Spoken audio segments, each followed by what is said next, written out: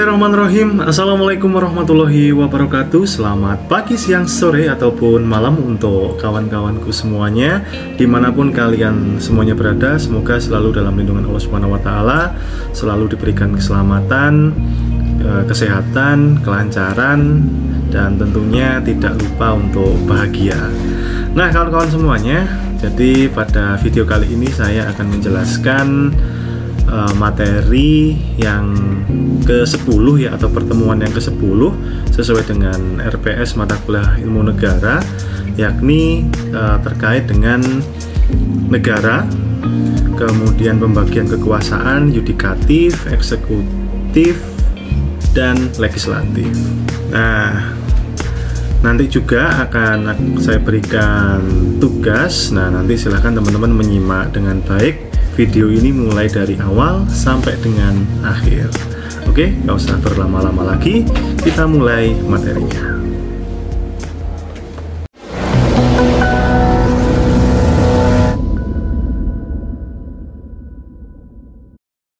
Nah, oke kawan-kawan semuanya, kita mulai dari slide yang pertama terlebih dahulu, bahwa pada video kali ini nanti akan berfokus pada demokrasi secara umum. Nanti kalau kita menjelaskan demokrasi, kemudian pembagian kekuasaan, yudikatif, eksekutif, kemudian legislatif, ataupun sebaliknya, itu akan memakan durasi video yang panjang, sehingga akan saya jelaskan terkait dengan demokrasi secara umum terlebih dahulu. Nanti untuk video selanjutnya akan disusulkan. Kemudian untuk slide yang kedua, bahwa demokrasi itu berasal dari bahasa Yunani. Yang pertama adalah demos dan kratos atau kratein. Demos yang berarti rakyat, dan kratos atau kratein berarti kekuasaan ya, dimana kekuasaan itu berasal dari rakyat. Nah, sehingga kemudian muncul ada gium gitu ya, kalau demokrasi itu dari rakyat, untuk rakyat, dan oleh rakyat. Nah, biasanya muncul seperti itu. Nah, demokrasi sendiri itu terbagi menjadi dua, ada demokrasi langsung dan tidak langsung. Dan biasanya ini identik dengan yang namanya pemilihan umum. Nah, namun ya, demokrasi tidak sesempit itu. Dia tidak hanya membahas soal pemilihan umum saja, tetapi ada hal-hal yang lain ya, yang sifatnya lebih substansial, pembagian kekuasaan, pemisahan kekuasaan, kemudian di bawahnya nanti dibagi menjadi apa saja, nah, dan seterusnya. Untuk tugasnya, silakan nanti ya teman-teman membuat definisi dari demokrasi ya. Silakan nanti cari-cari referensi dari buku ataupun dari artikel ya, yang nanti bisa teman-teman jadikan referensi untuk membuat tugas ini. Jadi nanti teman-teman silahkan membuat video, kemudian menjelaskan definisi dari demokrasi. Nah, ketentuannya wajib menampilkan wajah ya ketika menjelaskan. Boleh di awal, boleh di tengah, boleh di akhir, pokoknya menjelaskan terkait dengan materi. Nah, kemudian setelah itu bebas teman-teman mau menggunakan kreativitas teman-teman seperti apa untuk mempercantik, memperbagus videonya, silahkan. Unggah sebagai feed dalam media sosial Instagram, mention akun saya @mfajarsw, kemudian gunakan tagar kuliah Pak Fajar dan tagar ilmu negara Pak Fajar. Dan tugas ini seminggu setelah tugas ini dibacakan. Oke, good luck untuk tugas yang pertama untuk pertemuan ini. Nah, tadi di awal saya membukanya dengan demokrasi berasal dari bahasa Yunani yang memang sedari awal berasal dari era Yunani ya, di era-eranya Sokrates, Plato, kemudian bahkan Solon. Nah, demokrasi pertama kali tercetus dari demokrasi klasik sampai dengan demokrasi modern, berkembang dengan banyak varian. Hal ini disebabkan oleh kondisi sebuah bangsa atau negara dan value yang berbeda-beda. Nah, jadi setiap negara itu pasti dia memiliki sejarah, dia memiliki ideologinya masing-masing, sehingga value atau nilai yang dibawa itu berbeda-beda. Demokrasi, kata yang sering kita dengar, namun seberapa dalam kita memahami maknanya. Demokrasi bukan sekedar sistem politik, tetapi lebih dari itu, demokrasi adalah perwujudan dari kedaulatan rakyat. Demokrasi adalah corak pemerintahan di mana kekuasaan berasal dari rakyat dan dijalankan untuk kepentingan rakyat, bukan bukan hanya sekedar formalitas, demokrasi memberikan hak kepada setiap individu untuk ikut menentukan arah pemerintahan. Dalam sistem ini, setiap warga negara memiliki hak untuk berpartisipasi, entah itu melalui pemilu, forum diskusi, atau bahkan demonstrasi. Rakyat diberi kesempatan untuk menyuarakan pendapat dan aspirasi mereka. Setiap keputusan yang diambil oleh pemerintah pada dasarnya adalah cerminan dari kehendak rakyat. Kebijakan yang dibuat, hukum yang disahkan, hingga pemilihan pemimpin, semua dilakukan untuk memenuhi kebutuhan dan kepentingan masyarakat luas. Namun, demokrasi bukanlah hal yang datang begitu saja. Demokrasi membutuhkan partisipasi aktif. Tanpa keterlibatan aktif dari setiap individu, maka suara rakyat bisa saja terabaikan. Rakyat harus terus memastikan bahwa pemerintah yang dipilih tetap berpihak pada kepentingan mereka.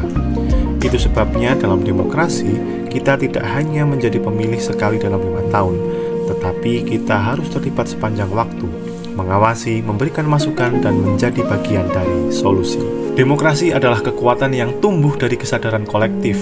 Dalam setiap pilihan yang kita buat, dalam setiap suara yang kita berikan, kita sedang membentuk masa depan bangsa ini. Dengan hak untuk berpartisipasi, kita memiliki tanggung jawab besar, tanggung jawab untuk memastikan bahwa kedaulatan rakyat terjaga dan bahwa pemerintahan selalu bekerja untuk kepentingan rakyat, bukan untuk kepentingan sekelompok orang.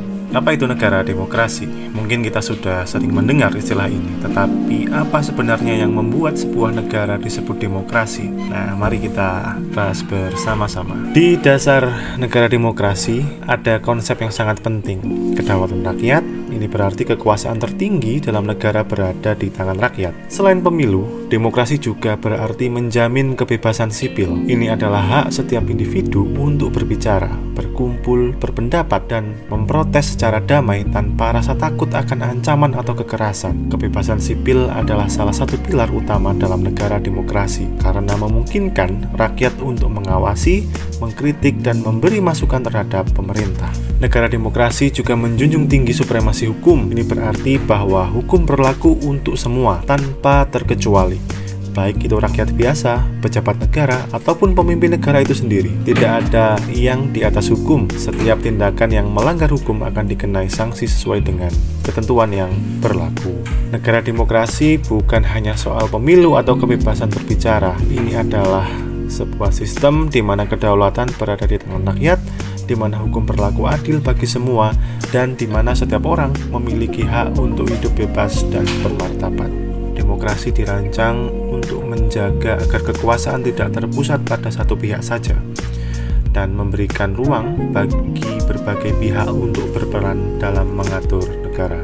Dalam konteks demokrasi itu terdapat dua konsep utama yang terkait dengan kekuasaan, yaitu pemisahan kekuasaan dan pembagian kekuasaan. Pemisahan kekuasaan atau yang dikenal sebagai separation of power adalah konsep di mana kekuasaan negara itu dipisahkan ke dalam 3 cabang utama. Nah, kalau Montesquieu itu membaginya menjadi 3, eksekutif, legislatif, dan yudikatif.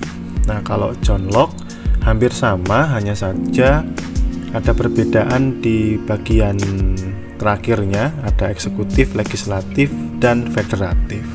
Tujuannya adalah untuk mencegah adanya penyalahgunaan kekuasaan, di mana Montesquieu kemudian berpendapat bahwa dengan memisahkan kekuasaan menjadi 3 cabang, masing-masing cabang bisa saling mengawasi dan membatasi satu sama lain, sehingga tidak ada cabang yang terlalu dominan.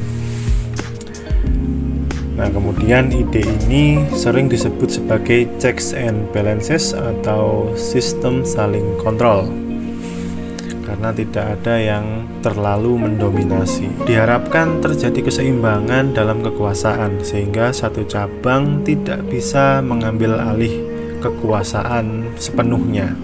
Oke, sekian dari saya. Terima kasih. Apabila ada hal-hal yang kurang berkenan di mata, di hati, dan di telinga kawan-kawan semuanya, saya mohon maaf. Saya akhiri. Wassalamualaikum warahmatullahi wabarakatuh.